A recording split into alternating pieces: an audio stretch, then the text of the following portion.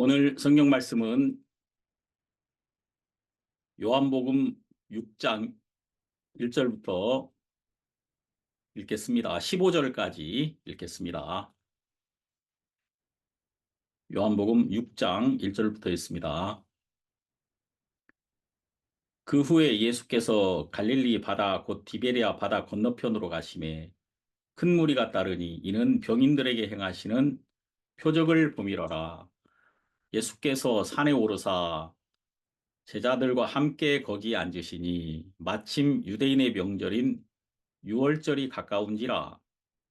예수께서 눈을 들어 큰 무리가 자기에게로 오는 것을 보시고 빌립에게 이르시되 우리가 어디서 떡을 사서 이 사람들로 먹게 하겠느냐 하시니, 이렇게 말씀하심은 친히 어떻게 하실 것을 아시고 빌립을 시험코자 하심이라. 빌립이 대답하되 각 사람으로 조금씩 받게 할지라도 200데나리온의 떡이 부족하리이다. 제자 중 하나 곧 시몬 베드로의 형제 안드레가 예수께 여짜오되 여기 한 아이가 있어 보리떡 5개와 물고기 2마리를 가졌나이다. 그러나 그것이 이 많은 사람에게 얼마나 되겠습니까? 예수께서 가라사대 이 사람들로 앉게 하라 하신데 그곳에 잔디가 많은지라 사람들이 앉으니 수요가 5천쯤 되더라. 예수께서 떡을 가져 축사하신 후에 앉은 자들에게 나눠주시고 고기도 그렇게 저희의 원대로 주시라.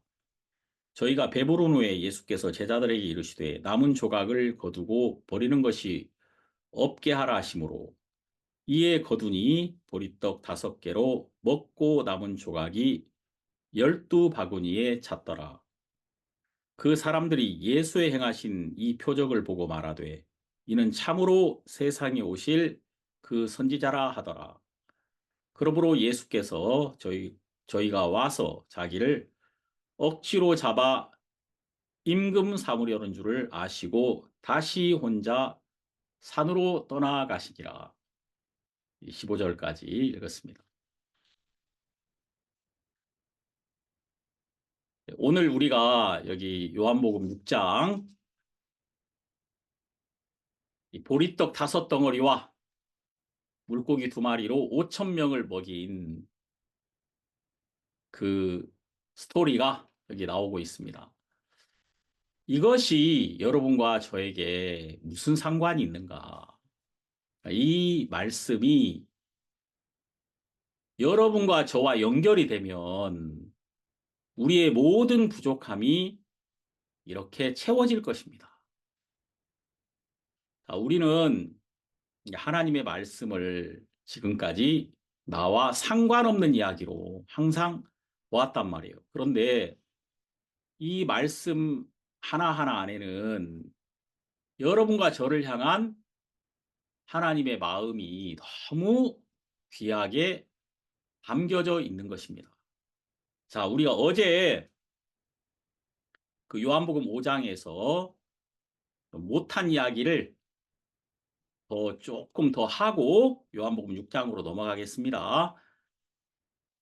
여러분 이제 그 요한복음 5장에서는 38년 된 병자가 나오고 이 38년 된 병자가 그가 아무것도 할 수 없는 자였잖아요. 그때 예수님이 그에게 찾아가시더라.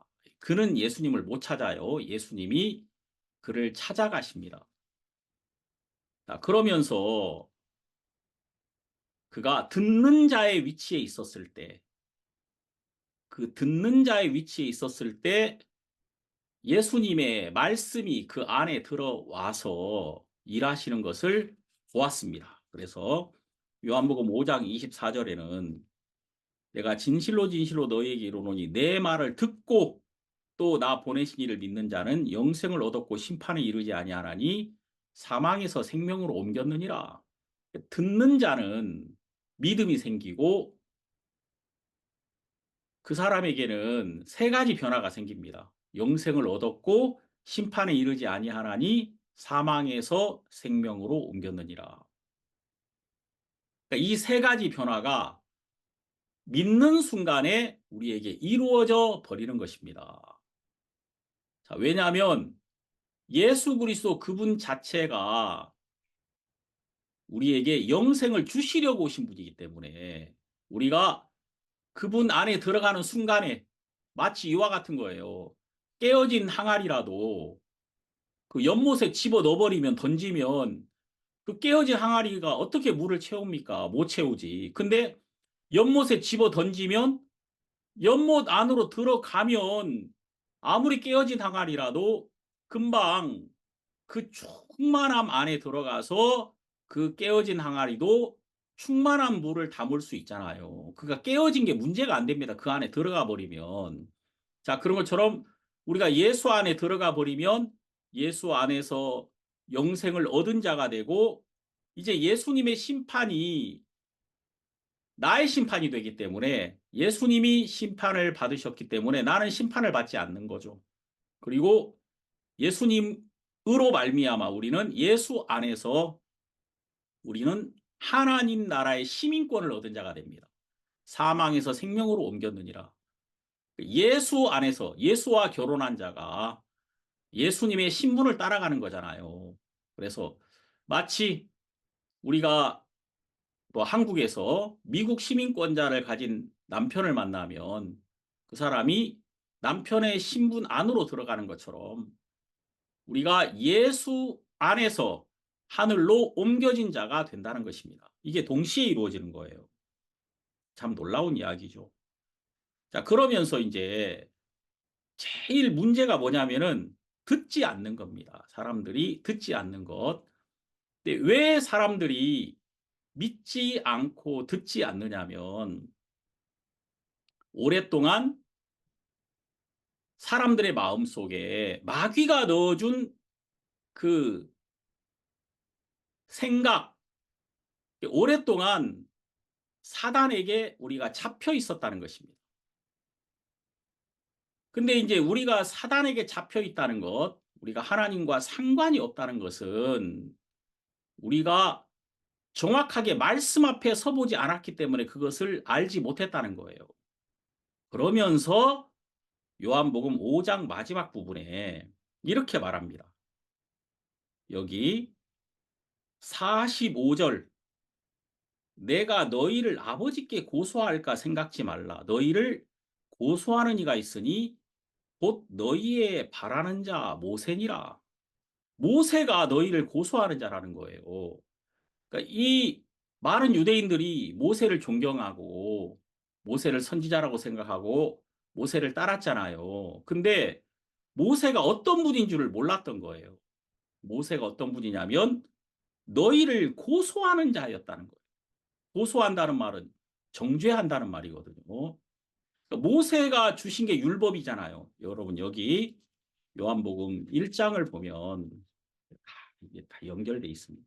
요한복음 안에서만 해도 다 이게 풀려요. 이게 다.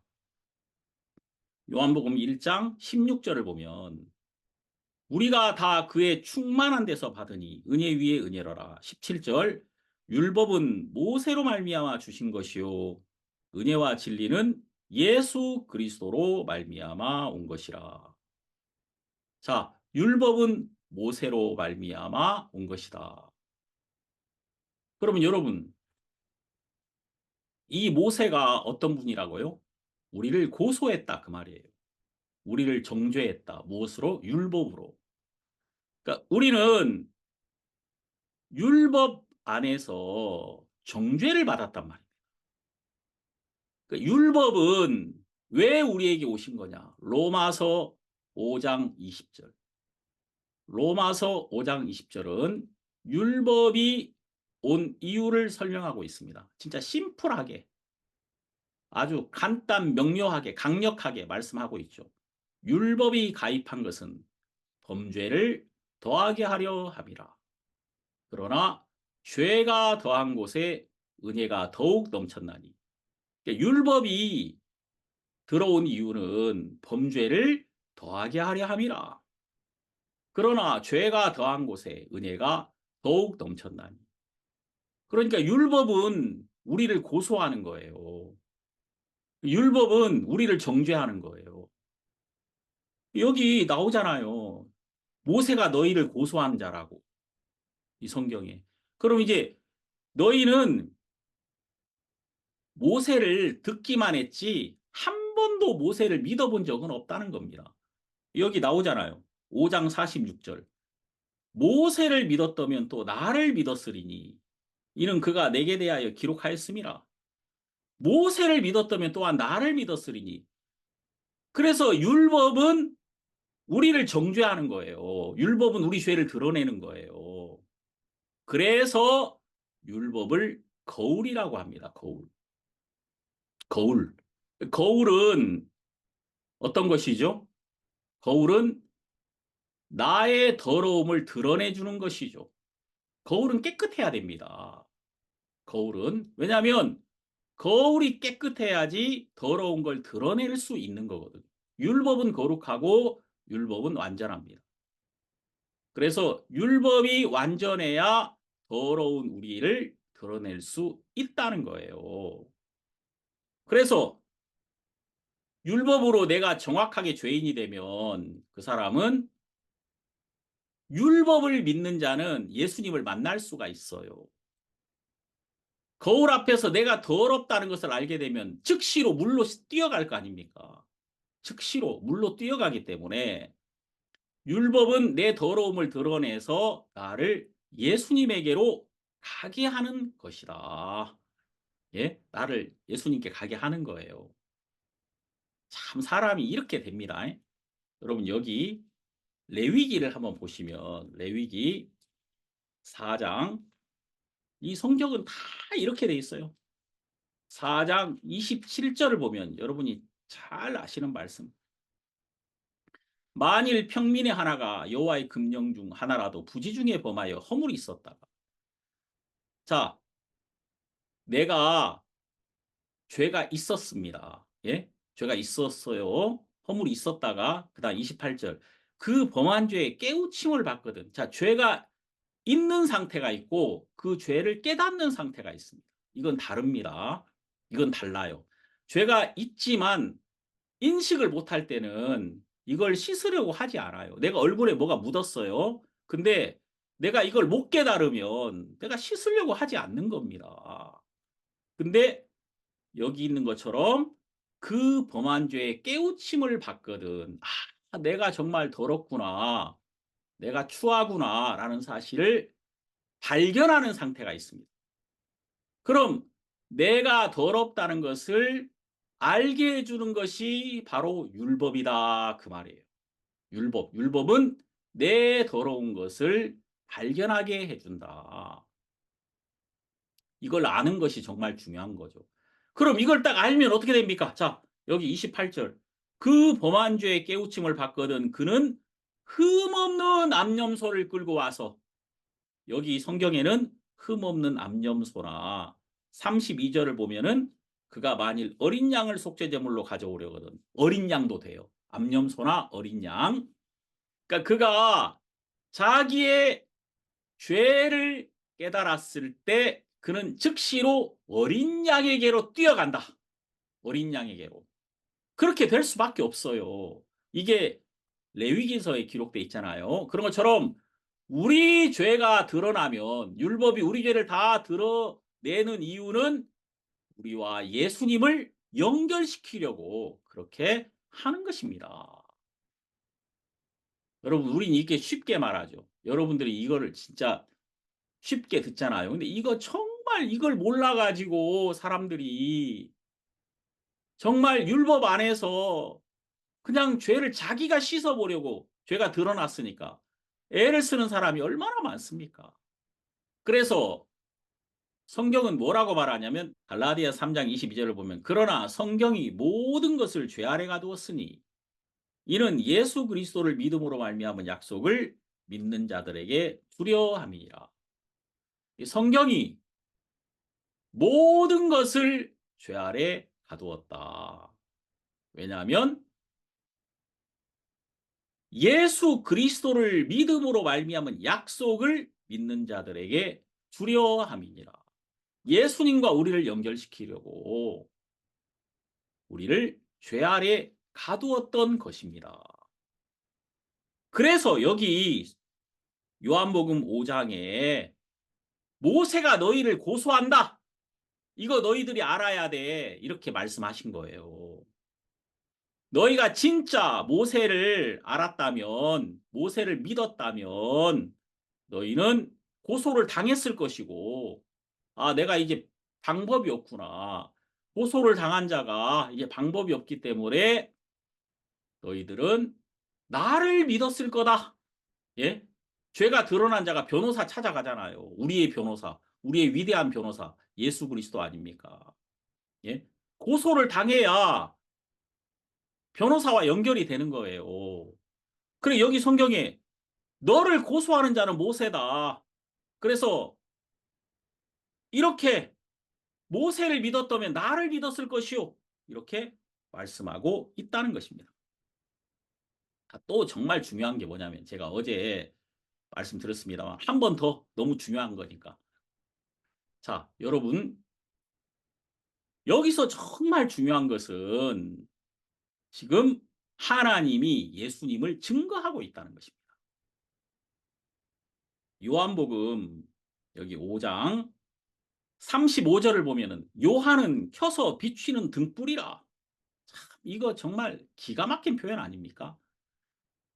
요한은 켜서 비추는 등불이라. 요즘 같이 뭐 전기불이 있는 건 아니고 옛날에는 등잔불 아니면은 촛불이잖아요. 그러니까 이게 불이 타오르려면은 무언가를 태워가지고 이 물체가 작아지면서 불은 밝혀지는 거 아닙니까? 그래서 요한은 그는 흥하여야 하겠고 나는 쇠하여야 하리라. 그 요한은 정말 아주 훌륭한 사람이죠. 왜냐하면 요한은 자기가 작아지는 것이 너무 기쁜 거야. 왜냐하면 예수님이 흥해지니까. 우리가 이런 법칙을 알아야 돼요, 정말.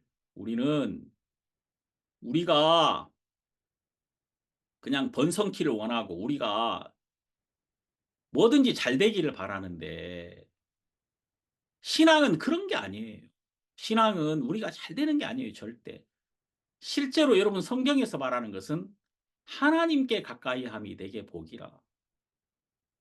실제로 복은 하나님과 가까워지는 것이거든요. 그런데 이 요한이라는 분은 켜서 비추는 등불이라. 자, 그분은 자기가 쇠퇴할 때 예수 그리스도가 흥하는 것을 보면서 거기서 그는 큰 기쁨을 맛봤습니다. 정말 큰 기쁨. 그런데 요한의 증거보다 더 큰 증거가 있는데 여기 36절 내게는 요한의 증거보다 더 큰 증거가 있으니 아버지께서 내게 주사 이루게 하시는 역사 곧 나의 하는 그 역사가 아버지께서 나를 보내신 것을 나를 위하여 증거하는 것이요. 자, 아버지의 증거, 하나님의 증거가 훨씬 더 크단 말이에요. 요한의 증거도 물론 크지만 하나님의 증거는 훨씬 큰 것이다. 자, 여러분, 우리는 어떤 이 땅에서 우리가 사람들로 풍성해지고 이거 너무 중요합니다. 물론 이거 무시할 수 없어요. 그러나 그런 것보다도 훨씬 더 중요한 것은 하나님의 증거입니다. 여러분과 저를 하나님이 증거하고 계시느냐. 그래서 이 39절에 보니까 너희가 성경에서 영생을 얻는 줄 생각하고 성경을 상고하거니와 이 성경이 내게 대하여 증거하는 것이로다. 자, 요한의 증거보다 더 큰 증거가 무엇이냐? 하나님의 증거인데 하나님의 증거는 성경에 나타나 있다. 여기서 말하는 이 성경은 구약 성경입니다. 이 말씀을 하실 때는 신약 성경이 없었어요. 구약 성경. 그러니까 모든 구약 성경이 예수님을 증거하고 계신다. 예수님이 하나님의 아들이라는 것을 결정적으로 증거해 주는 게 있어요. 그러니까 예수님이 여러분과 저를 위한 하나님의 속죄 제물이라는 것. 예수님이 여러분과 저에게 보내심을 받았다는 그 증거가 어디서 나타났느냐면 십자가에서 나타났다는 것입니다. 십자가에서. 19장을 보면 예수님이 십자가에 못 박히셨는데 여기 31절 이날은 예비일이라 유대인들은 그 안식일이 큰 날이므로 그 안식일에 시체들을 십자가에 두지 아니하려 하여 빌라도에게 그들의 다리를 꺾어 시체를 치워달라 하니. 자, 지금 예수님이 십자가에 못 박히신 날이 바로 그날 저녁부터 안식일의 시작인 거예요. 그럼 안식일 금요일 해질적부터 토요일 해질적까지잖아요. 그러니까 예수님은 오후 3시경에 운명하셨단 말입니다. 이제 저녁이 가까워 오잖아요. 그러면 시체를 치워야 된단 말이에요. 그래서 그때까지 오후 3시까지 죽지 않으면은 십자가에 못 박힌 사람들은 다리를 꺾어버리는 거예요. 다리를 꺾어버린다. 그러니까 제가 여러분들에게 지금 이 말씀을 드리는 이유는 여러분들도 이것을 다른 사람에게 증거해라. 여러분들도 이 말씀을 딱 펴놓고 중요한 거니까. 왜냐하면은 지금 이 증거라는 게 정말 중요하잖아요. 왜냐하면 우리가 재판정에 서면 내 말은 중요하지 않아요. 내가 100번 옳다고 해도 증인이나 증거가 그것을 뒷받침해 주지 않으면은 내 말은 다 거짓말일 뿐이에요. 내가 아무 말도 안 해도 증인과 증거가 나타나면 나는 그 증인과 증거에 의해서 의롭다함을 받을 수 있단 말입니다. 그래서 증거가 중요한 거죠. 그래서 이 하나님의 증거라는 게 이렇게 중요한 거예요. 자, 여러분, 예수 그리스도가 여러분과 저를 위하여 이 땅에 오셨다는 분명한 증거가 있는데 지금 여기 있다 이 말이에요. 예수님이 십자가에 못 박혔는데 그 왼쪽과 오른쪽에 두 강도가 함께 못 박혔습니다. 이 사람들은 죽지 않으면 다리를 꺾어야 돼요. 그래서 여기 32절을 보니까 군병들이 가서 예수와 함께 못 박힌 첫째 사람과 또 그 다른 사람의 다리를 꺾고, 자, 양쪽에 못 박힌 사람들을 보니까 안 죽었어요. 그 사람이 확인해 보니까. 그러니까 막 무자비하게 다리를 팍 꺾었단 말이에요. 쇠몽둥이 같은 걸로 다리를 팍 쳐가지고 완전 뼈를 부서뜨려 버리는 거예요. 그러면 사람이 바로 죽는다고 하더라고요. 왜냐하면 이제 지탱을 못 하잖아요. 몸을. 다리가 꺾이니까. 못 박혀 있는데 다리 꺾여봐요. 그대로 죽어버립니다. 예수님께 와서도 다리를 당연히 꺾으려고 한 거지. 그랬더니 33절 예수께 이르러는 이미 죽은 것을 보고 다리를 꺾지 아니하고. 정말 예수님의 다리는 꺾이지 않았다. 이게 왜 그렇게 중요한 겁니까, 여러분?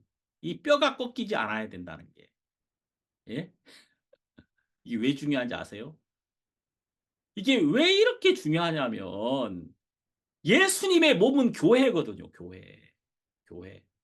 교회는 예수님의 뭐예요? 몸이잖아요. 몸. 그럼 여러분, 몸은 온전해야 되거든요, 몸이. 뼈가 하나도 꺾이면 안 돼요. 뼈가 꺾인다는 것은 성도가 상처를 받는다는 거거든요. 성도가. 몸이 이 몸을 구성하는 이 모든 이 몸이 교회라니까요. 교회. 교회는 상처를 받으면 안 돼요. 그래서 예수님의 뼈는 꺾여서는 안 되는 거예요. 절대. 절대 꺾여서는 안 되는 거예요. 뼈가 꺾였다는 것은 몸이 상처를 받는다는 것이거든요. 그래서 성경 보세요. 우리 출애굽기 12장 46절. 자, 이게 유월절 어린 양에 대한 이야기죠. 유월절 어린 양 아시죠? 유월절.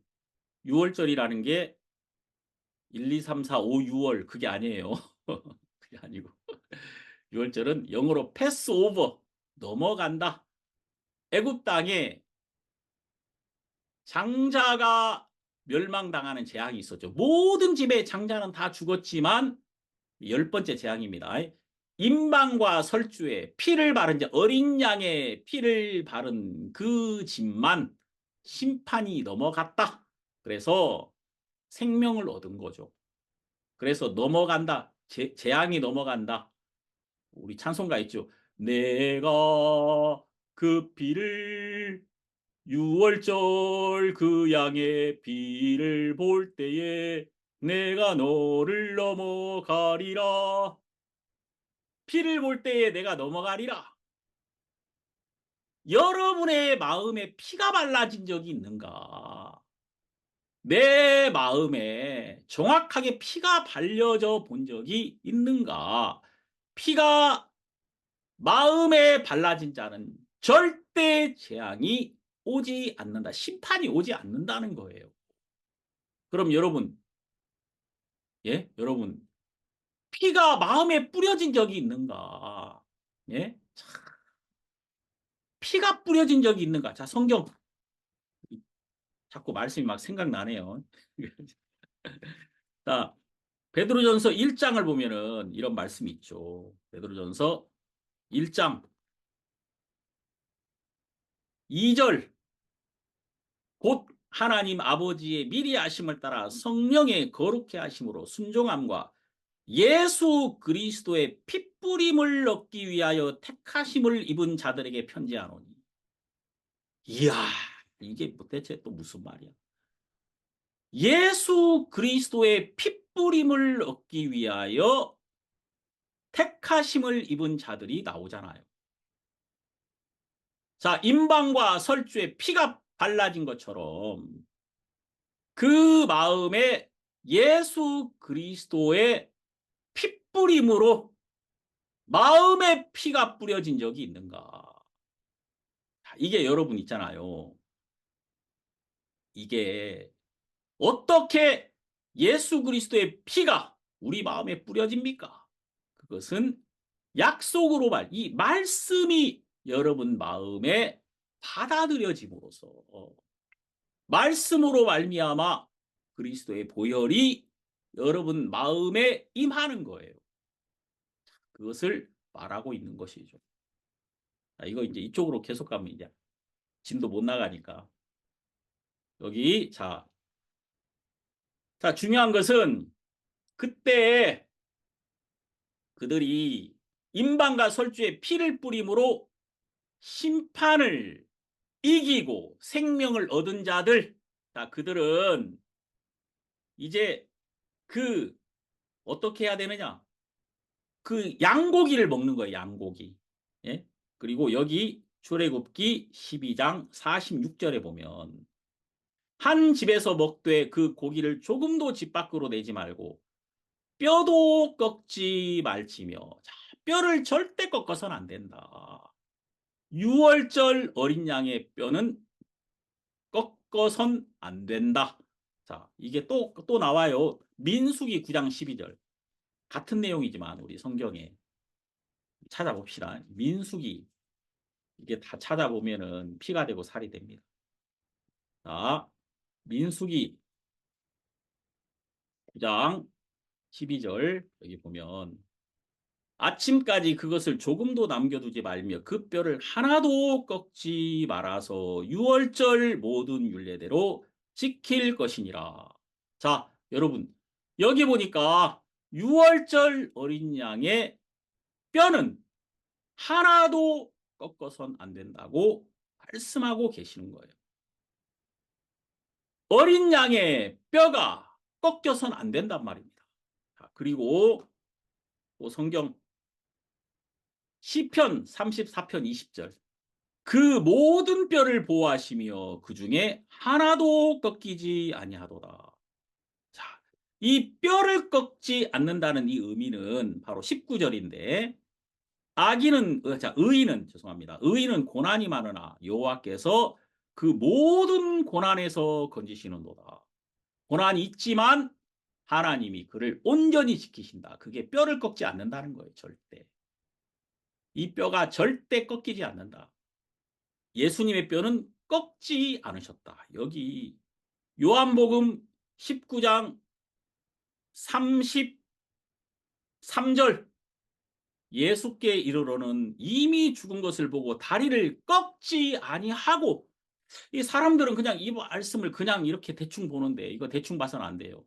이걸 딱 한번 보다가 이거 어떻게 해야 돼? 1분간 묵념 한번 하고 이제 이 말씀 앞에 1분간 묵념 한번 하고 다음 절로 지나가야 된다니까요. 자, 이 뼈가 꺾지 않았다는 것은 여러분이 꺾이지 않았다는 거예요. 여러분. 우리가 이 땅에 사는 동안에 하나님이 그의 몸된 교회를 너희는 그 몸의 지체임이니라. 자, 그의 몸된 여러분들을 절대 상하게 하지 않을 것이다. 우리를 고난은 있지만 모든 고난에서 우리를 건져내실 것이다. 이것을 여기서 지금 말하고 있잖아요. 신기하지 않습니까? 그래서 예수님의 뼈는 꺾이지 않았다. 일찍 죽임을 당하셨어요. 그분이 약하셨기 때문에 돌아가셨을 거 아닙니까? 그때 막 건강해가지고 막 죽을 때 안 죽고 막 그러면은 뼈가 꺾였을 거야, 아마. 근데 예수님은 빨리 돌아가셨단 말이에요. 약하셨다는 의미죠.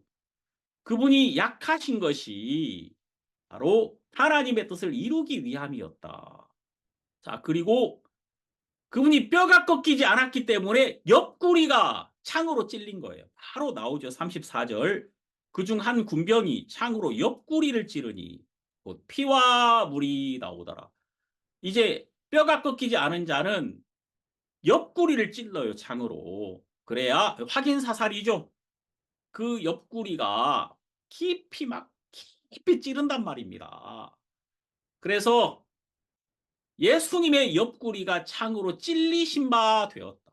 그때 피와 물이 나왔단 말입니다. 피와 물. 제가 말씀드렸죠. 이 피와 물이 나왔다는 것은 여자가 아이를 낳을 때 양수와 함께 아이가 쏟아지듯이 아이가 막 나오잖아요. 양수와 함께 양수가 터지고 생명이 나오는 것처럼 예수 그리스도는 그분 옆구리에서 교회가 나왔어요. 그분 옆구리에서. 아담에게서 하와가 나온 것처럼. 아담 옆구리에서 하와가 나왔잖아요. 그런 것처럼 예수님의 옆구리에서 교회가 나온 거예요. 예수님의 옆구리에서 물과 함께 생명이 쏟아져 나왔다. 예? 물과 피. 물은 하나님의 언약을 의미하고 피는 생명입니다. 이제 이 피와 물은 예수 그리스도가 여러분과 저를 위한 유월절 어린 양이셨음을 정확하게 증거해주고 있는 것이다. 고린도전서 5장 7절 우리의 유월절 어린 양 되신 예수 그리스도라고 고린도전서 5장 7절에 기록되어 있죠. 자, 이런 말씀들은 다 잘 기억해 두세요. 우리의 유월절 어린 양 되신 예수 그리스도. 자, 예수 그리스도가 참으로 나를 위하여 피를 흘리신 나와 관계를 맺은 그 어린 양이셨음을 지금 이 성경이 증거하고 있는 거예요. 여러분, 양이 아무 양이나 뭐 잡는다 그래서 그게 속죄 양이 되는 건 아니에요. 안수를 해야 되거든, 그 양. 나와 그 양이 관계를 맺어야 되는 거예요. 그런 것처럼 여러분들이 이 말씀 안에서 하나님의 증거를 받는 것입니다. 정말 예수 그리스도가 나를 위해서 오신 나의 어린 양, 나의 구세주라는 사실을 우리가 이 성경에서 발견하게 되는 것이죠. 그래서 여러분 요한계시록에 보면은 어린 양이 찬양을 받더라고요. 요한계시록에. 어린 양이, 보좌에 계신 어린 양이 찬양을 받으시더라.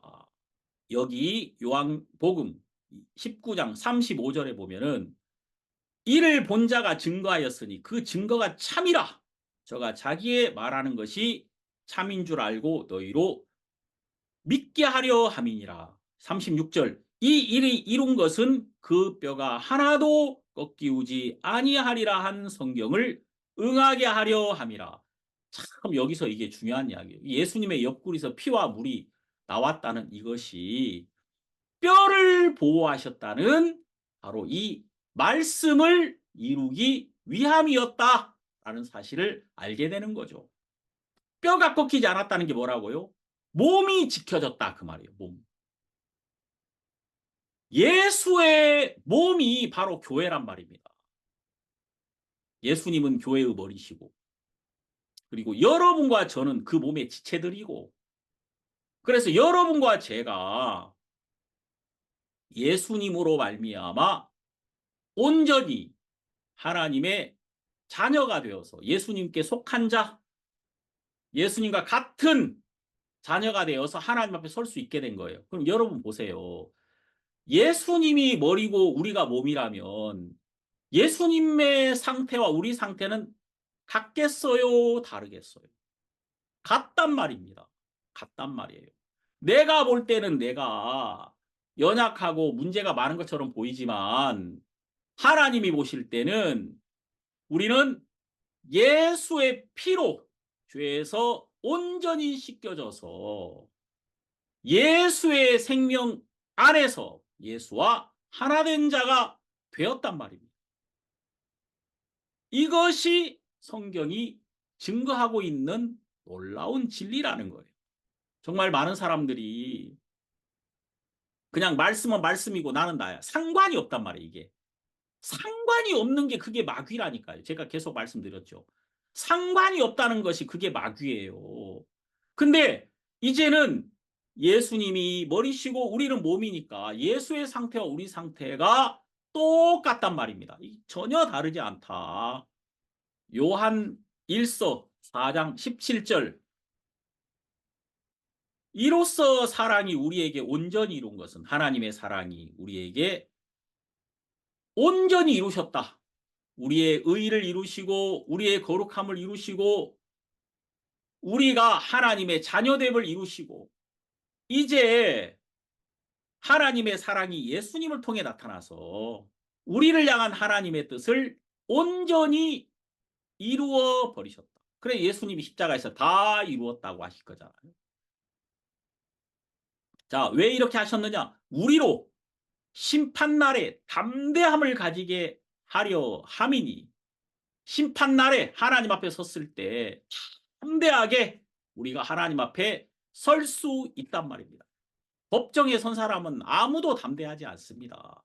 절대. 결코 담대할 수 없죠.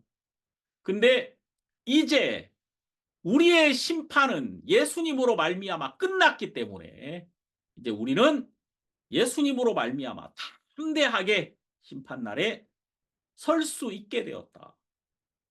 그래서 여기 보세요. 주의 어떠하심과 같이 우리도 세상에서 그러하니라. 주의 어떠하심.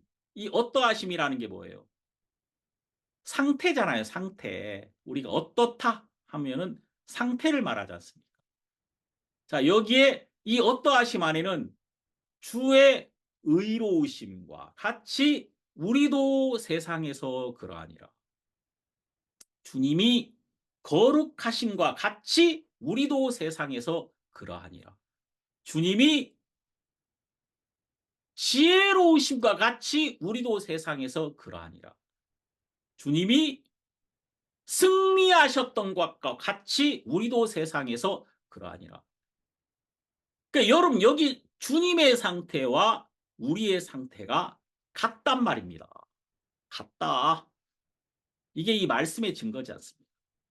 18절 사랑 안에 두려움이 없고 온전한 사랑이 두려움을 내어 쫓나니. 참, 빛이 와서 어둠을 밀어내듯 우리를 사랑한 그 사랑이 십자가에서 나타났는데 그 십자가에서 나타난 그 사랑이 심판을 제하시고 심판을 끝내버리시고 우리 안에 두려움을 쫓아버렸단 말입니다. 온전한 사랑이 두려움을 내어쫓나니 제일 나쁜 게 두려워하는 것이거든요. 두려워하는 것. 여러분들이 이 성경을 보면은 두려워하지 말라는 말이 굉장히 많이 나옵니다. 예수님도 사람들을 만나서 두려워하지 말라. 믿어라. 그러니까 두려움은 믿지 않는 자들에게 오는 것이죠. 여기 19절에 요한일서 4장 19절을 보면 이런 말씀 있잖아요. 우리가 사랑하면 그가 먼저 우리를 사랑하셨음이라. 자, 우리가 하나님을 사랑하지 않습니다. 우리는. 하나님이 먼저 우리를 사랑하셨다. 이거 계속 보고 싶지만 시간 관계상 우리 요한복음 6장으로 넘어가 봅시다. 여기 요한복음 6장에 보니까 예수님이 지금 많은 사람 5천 명이나 되는 사람과 함께 있었습니다. 여기 보니까 이런 말씀이 있어요. 5절 6장 5절을 보면 예수께서 눈을 들어 큰 무리가 자기에게로 오는 것을 보시고 빌립에게 이르시되 우리가 어디서 떡을 사서 이 사람들로 먹게 하겠느냐 하시니.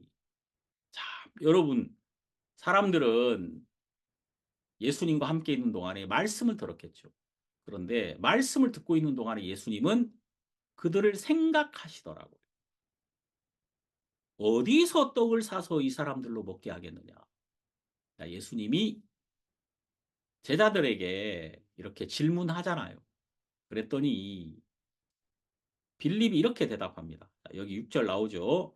이렇게 말씀하시면 친히 어떻게 하실 것을 아시고 빌립을 시험코자 하심이라. 자, 여러분 예수님이 다 답을 아신다.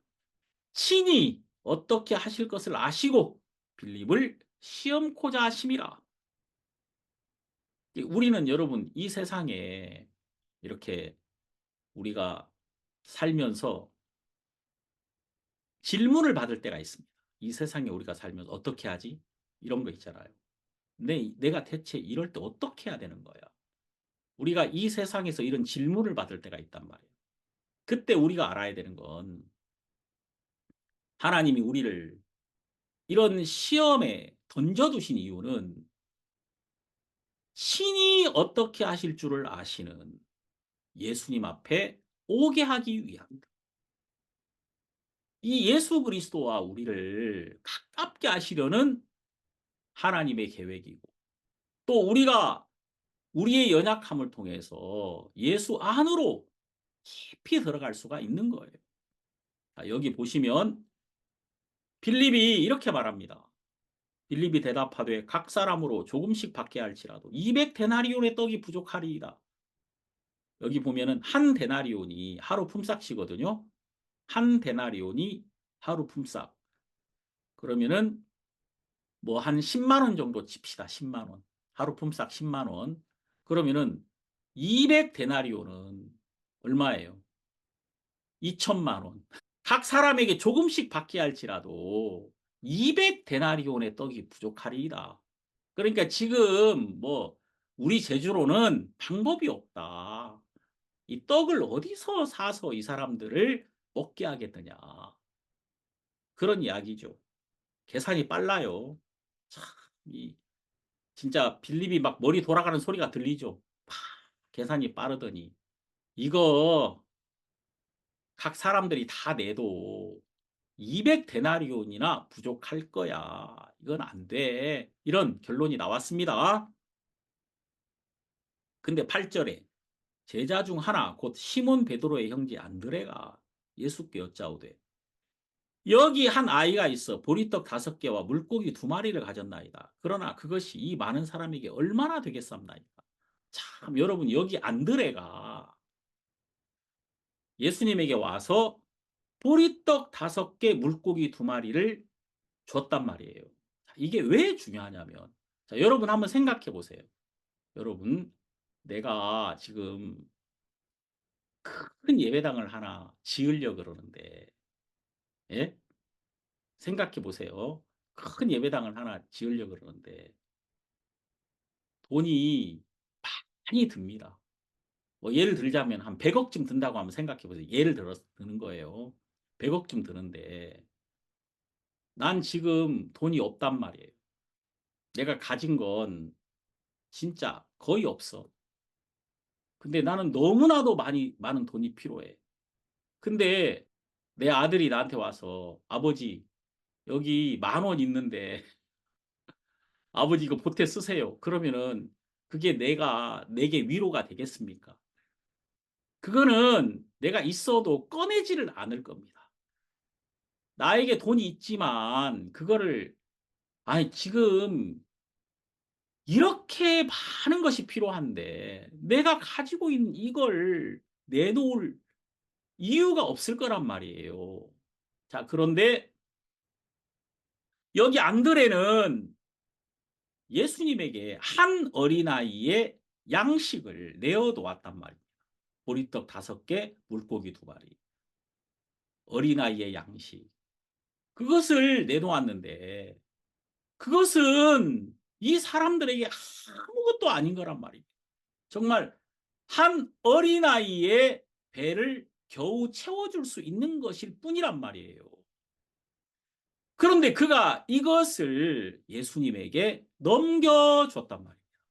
그것을 안드레가 가지고 있으면 한 사람의 양식밖에 되지 않지만 이것이 예수님에게 넘겨지니까 어떻게 됐어요?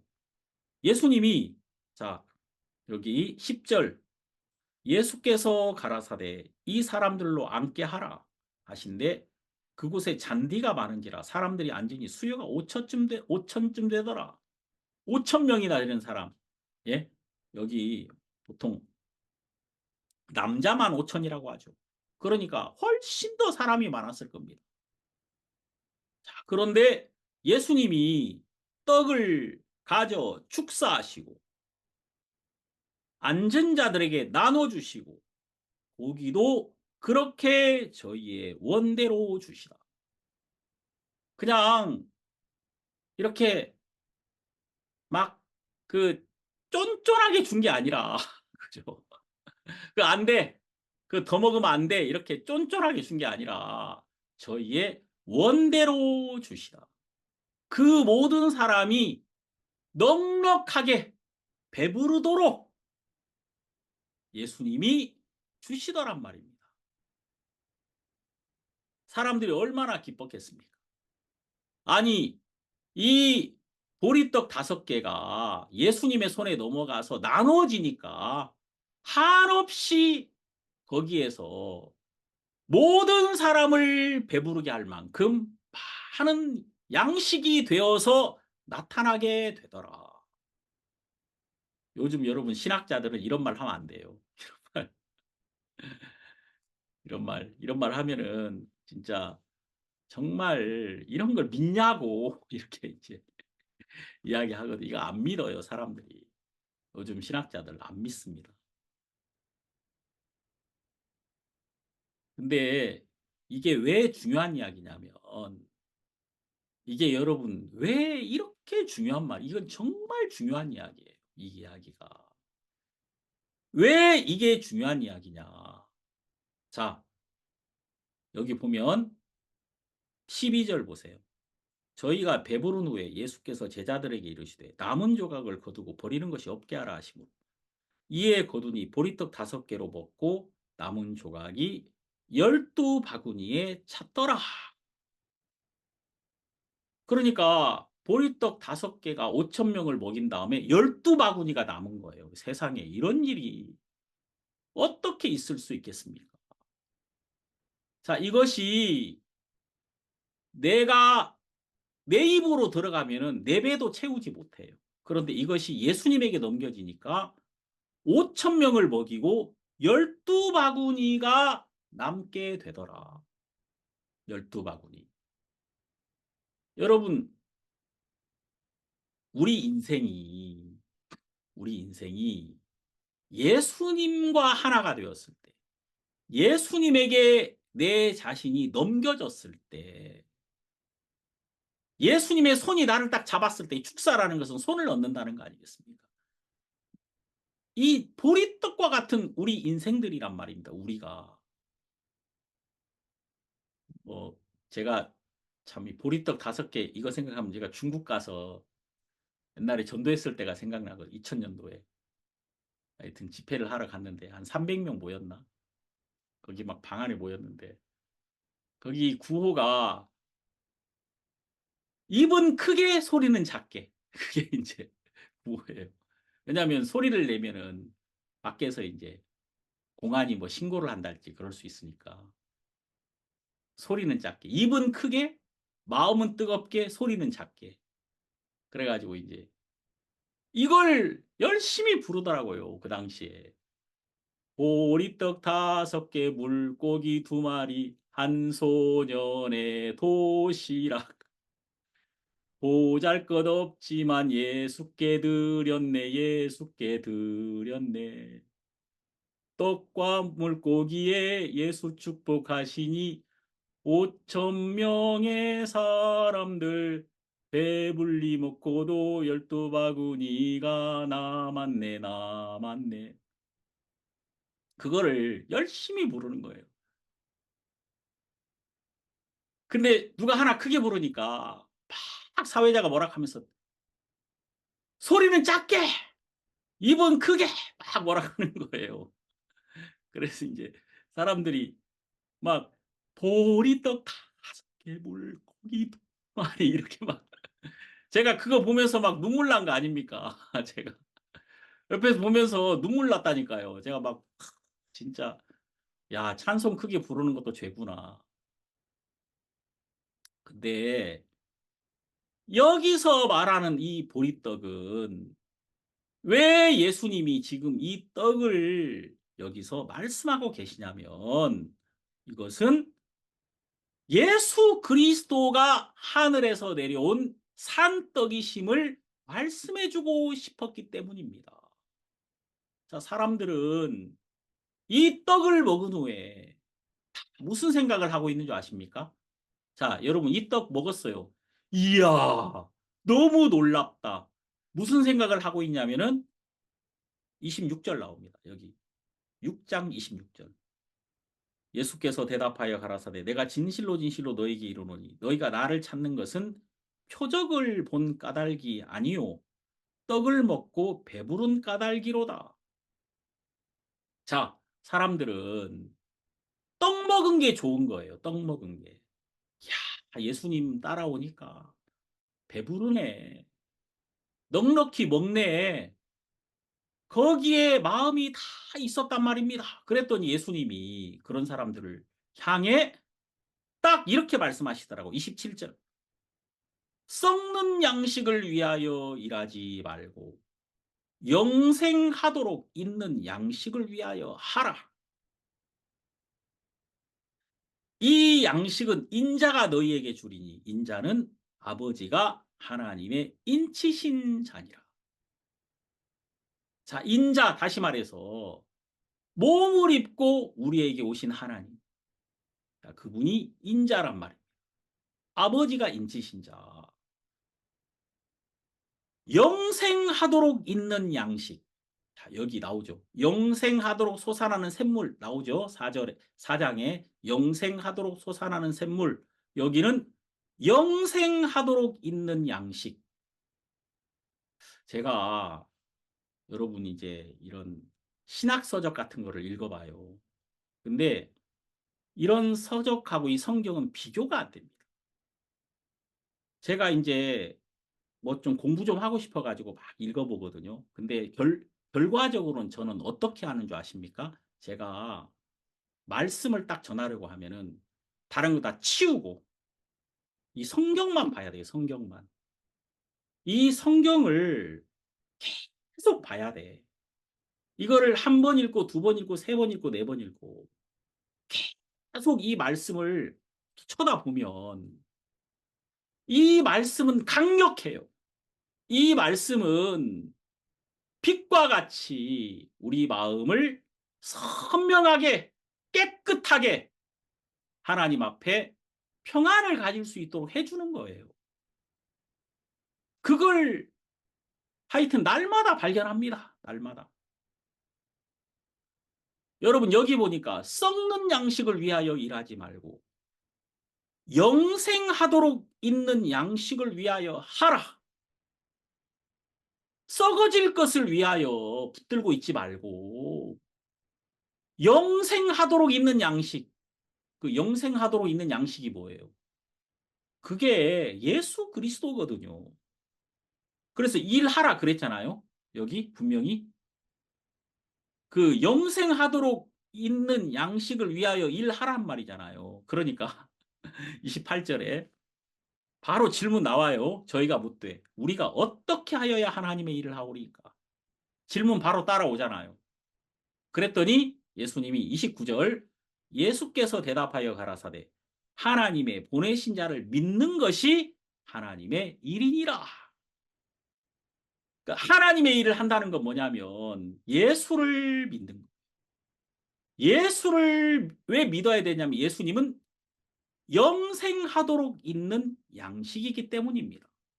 예수를 먹는 거예요. 예수를 먹는 것. 자, 여기, 자, 여기 보세요. 31절 기록된 바 하늘에서 저희에게 떡을 주어 먹게 하였다 함과 같이 우리 조상들은 광야에서 만나를 먹었나이다. 예수께서 이르시되 내가 진실로 진실로 너희에게 이르노니 하늘에서 내린 떡은 모세가 준 것이 아니라 오직 내 아버지가 하늘에서 내린 참떡을 너희에게 주시나니 하나님의 떡은 하늘에서 내려 세상에게 생명을 주는 것이니라. 가로되 저희가 가로되 주여 이 떡을 항상 우리에게 주소서. 여기 보면은 이게 똑같잖아요. 이거 저 요한복음 4장에 영생하도록 솟아나는 샘물 한 번 마시면 다시는 목마르지 않는다 그러니까 그런 물을 내게 주사 나로 목마르지도 않고 여기 물길로 오지도 않게 하옵소서. 똑같아 사람들의 마음에 가는 방향은. 여기 34절 주여 이 떡을 항상 우리에게 주소서. 35절 예수께서 가라사대 내가 곧 생명의 떡이니 내게 오는 자는 결코 줄이지 아니할 터이요 나를 믿는 자는 영원히 목마르지 아니하리라. 이렇게 말씀하셨다면 이야 하고 이렇게 진짜 바보 도 터지는 소리가 나와야 되는데 사람들이 표정이 너무 냉랭해. 예? 사람들의 표정은 아 내가 지금 그런 거 바라는 거 아니고 아 물론 당신이야 내 앞에 있지만 그런 거 말고 뭔가 좀 풍요로운 거 뭔가 막 느낌 팍팍 오는 거 이제 이런 걸 사람들은 생각을 하고 있단 말이에요. 근데 여러분 정말 중요한 것은 우리가 예수 그리스도 지금 내게 오신 분, 내 앞에 서신 이분, 나에게 다가오신 분, 나에게 말씀하시는 분, 이분 한 분으로 나는 넉넉하고 행복하고 족하며 내가 이분 한 분으로 말미암아 영원한 생명을 얻으며 영원한 영광 안에 넉넉하게 거할 수 있겠구나. 이런 사실을 발견하는 것이죠. 그러면서 이제 여기 계속해서 이렇게 말합니다. 자, 39절. 나를 보내신 이의 뜻을 행하려 함이니라. 나를 보내신 이의 뜻은 내게 주신 자 중에 내가 하나도 잃어버리지 아니하고 마지막 날에 다시 살리는 이것이니라. 자, 요한복음 6장 40절 그 유명한 말씀. 이거 대부분 다 암기하시죠? 내 아버지의 뜻은 아들을 보고 믿는 자마다 영생을 얻는 이것이니 마지막 날에 내가 이를 다시 살리리라. 내 아버지의 뜻은 하나님의 뜻이 뭐예요? 아들을 보고 믿는 자마다 영생을 얻는 것. 자, 이것이 하나님의 뜻이란 말입니다. 우리가 예수 그리스도로 말미암아 영원한 생명을 얻는 것. 이것을 내가 이루는 게 아니라 예수님이 이루시는 거예요. 예수님이. 예수님이 이것을 이루시려고 이 땅에 오셨단 말입니다. 아버지의 뜻을 이루시려고. 자, 그래서 여기 여러분 성경 히브리서 여기 10장 10장에 이렇게 기록되어 있습니다. 히브리서 10장을 보면 9절, 10장 9절. 그 후에 말씀하시기를 보시옵소서 내가 하나님의 뜻을 행하러 왔나이다 하셨으니 그 첫 것을 패하시면 둘째 것을 세우려 하심이라. 10절. 이 뜻을 쫓아 이 하나님의 뜻을 쫓아 예수 그리스도의 몸을 단번에 들이심으로 말미암아 우리가 거룩함을 얻었노라. 자, 여러분 여기서 중요한 건 거룩해지려고 내가 노력하는 것이 아니라 내가 이 단단단단 거룩함에 도달하는 것이 아니라 거룩함은 얻는 것이란 말입니다. 거룩함을 얻었노라. 그러니까 내가 거룩한 것은 내 행위로 말미암아 거룩한 것이 아니라 예수 그리스도가 십자가에서 자신을 단번에 들이심으로 우리가 거룩함을 얻었다. 단번에 된다는 거예요. 이 히브리서 10장 10절 여기서 누군가 그 잔 웨슬레인가요? 그분이 이 단번에라는 말에 꽂혔다는 거 아닙니까? 단번에. 야, 이게 여러 번이 아니라 한 번에 끝나는 거구나. 한 번에. 예수 그리스도가 한 번 십자가에 못 박히심으로 우리는 단번에 거룩함을 얻었노라. 예수 그리스도의 거룩함을 우리가 얻는 것이다. 그래서 이게 하나님의 뜻이란 말이에요. 여러분들이 그리스도를 믿는 것, 그게 하나님의 뜻이란 말이에요. 그게 하나님의 일이란 말이에요. 그러니까 하나님의 일을 잘하는 사람은 열심히 막 뭔가 성취하는 사람이 아니라 그리스도의 성취를 믿는 사람이에요. 그리스도가 이루었음을 믿는 사람이 하나님의 일을 제일 잘하는 사람이다. 내가 따로 할 일이 없다. 그 말입니다. 이게 중요한 이야기죠. 자, 그러면서 계속 여기 48절, 6장 48절, 내가 곧 생명의 떡이로다. 너희 조상들은 광야에서 만나를 먹었어도 죽었거니와 이는 하늘로서 내려오는 떡이니 사람으로 하여금 먹고 죽지 아니하게 하는 것이니라. 나는 하늘로서 내려온 산떡이니 사람이 이 떡을 먹으면 영생하리라. 나의 줄 떡은 곧 세상의 생명을 위한 내 살이로라. 52절.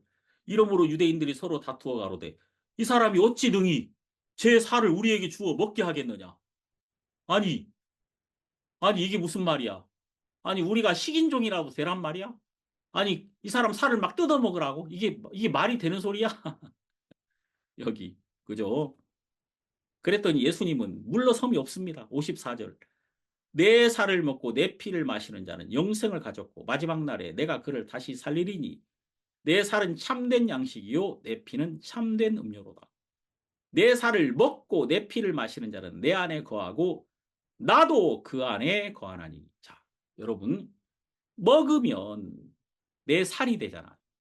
예? 먹으면 내가 예수를 내가 받으면 예수님이 내 안에 와서 나와 하나가 된다. 그 말입니다. 하나가 되는 거예요. 예수 그리스도가 나의 주인으로 딱 들어오시면 나는 그 안에, 왜냐하면 내가 집이라면 예수님이 나의 주인으로 들어오는 거 아닙니까? 그 집 주인이 집을 사면은 이 집은 주인에게 속한 거잖아요. 그러니까 내 안에 예수님이 주인으로 오시는 순간에 나는 그에게 속한 자가 되는 거예요. 예? 나는 그에게 속한 자가 되고 그는 내 안에 계신 자가 되는 것이죠. 그래서 여기 지금 사람들이 여기 보세요. 60절.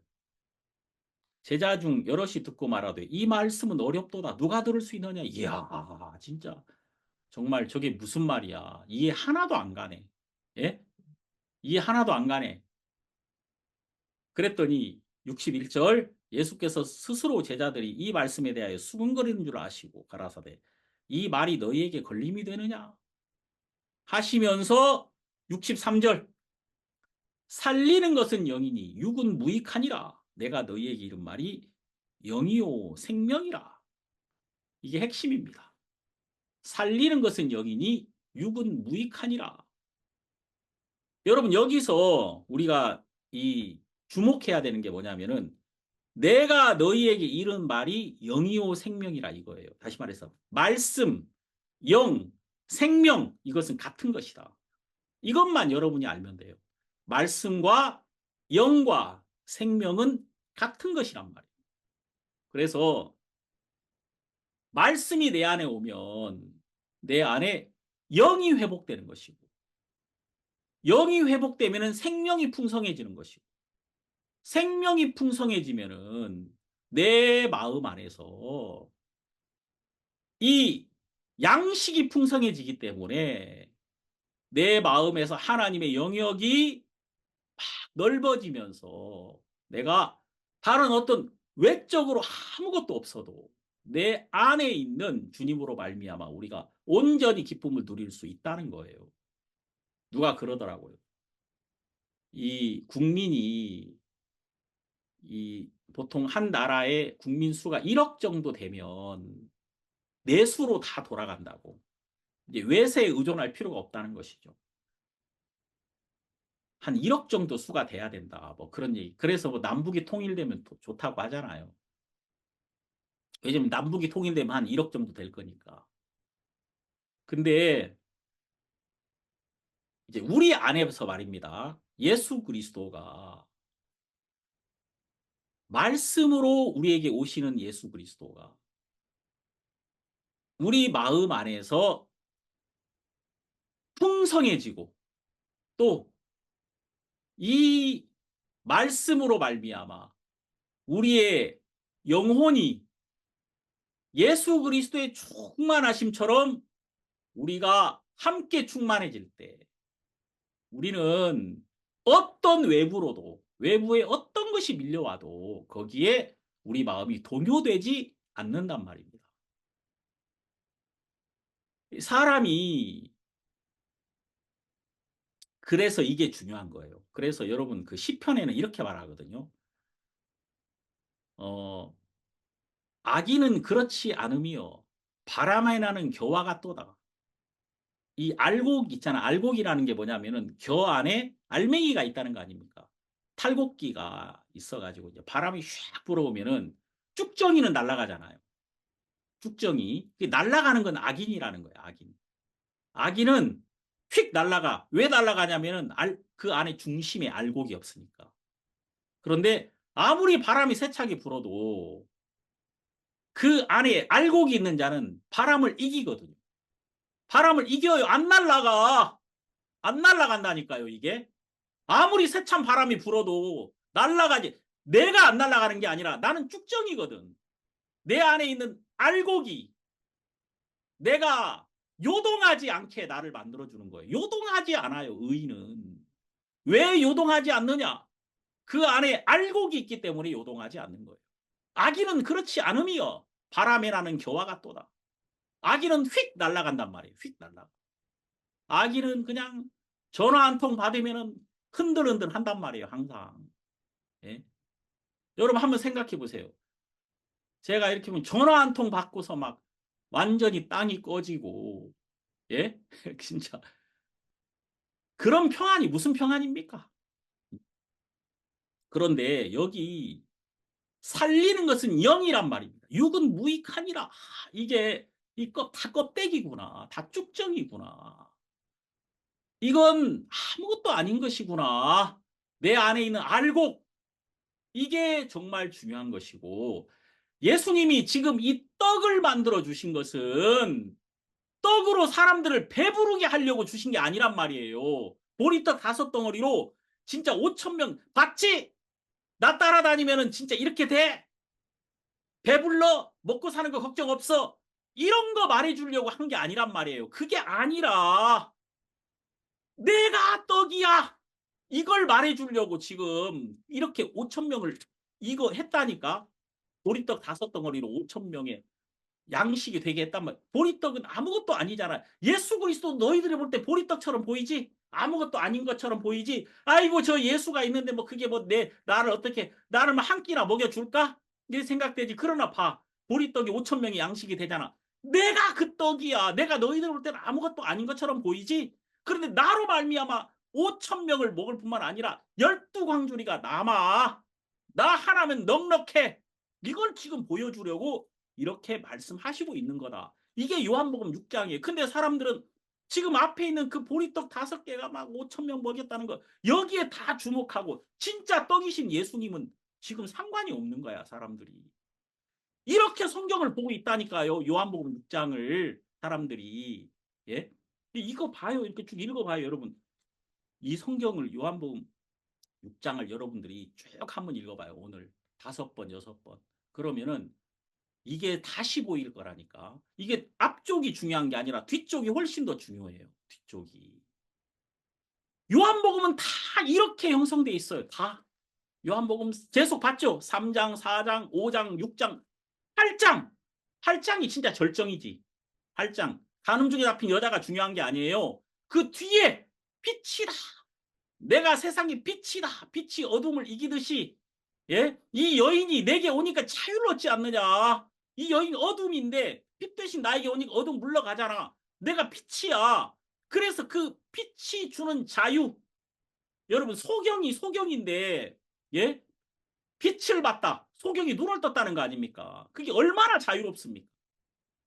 완전히 다른 거예요. 신앙이라는 건. 예수님 한 분이면 넉넉하고 충분하다. 사람들이 껍데기로만 다 예수를 부르고 있는 거예요. 껍데기로. 완전히 잘못된 거예요. 그래서 우리가 뭐 저는 잘났다는 게 아니에요. 저도 잘 몰라요. 잘 모르는데 이 말씀 안에서 보니까 조금 하나님이 보여주시니까 이 말씀 안에서 참 평안을 누리고 기쁨을 누리고 있는 것입니다. 자, 오늘 여기까지 6장 여기까지 하고 이따 예, 한 번 더 하겠습니다. 6장 기도하겠습니다. 하나님 아버지 감사합니다. 우리가 이 말씀 안에서 감사하고 또 떡을 먹고 배부른 것처럼 우리가 말씀 안에서 말씀의 빛이 우리에게 보여주시는 의로움과 거룩함을 발견하고 우리가 감사하고 기뻐합니다. 우리 많은 분들, 이 땅에 계신 많은 분들이 이 하나님 말씀 앞에 와서 풍성한 양식으로 기쁨을 얻을 수 있도록 하나님이 은혜를 베푸소서. 우리 교회가 작은 교회지만 보리떡 같은 교회지만 이 교회는 5천 명의 양식이 되는 교회이며 하나님께서 축사하신 교회입니다. 하나님 이것에 감사하고 우리가 예수 그리스도로 말미암아 하나님 앞에 담대히 서며 또 하나님의 아들처럼 또 하늘나라의 모든 걸 얻을 상속자처럼 당신 앞에 영광을 돌립니다. 우리 주님 이 말씀을 주신 것을 감사드리고 예수님 이름으로 기도드립니다. 아멘.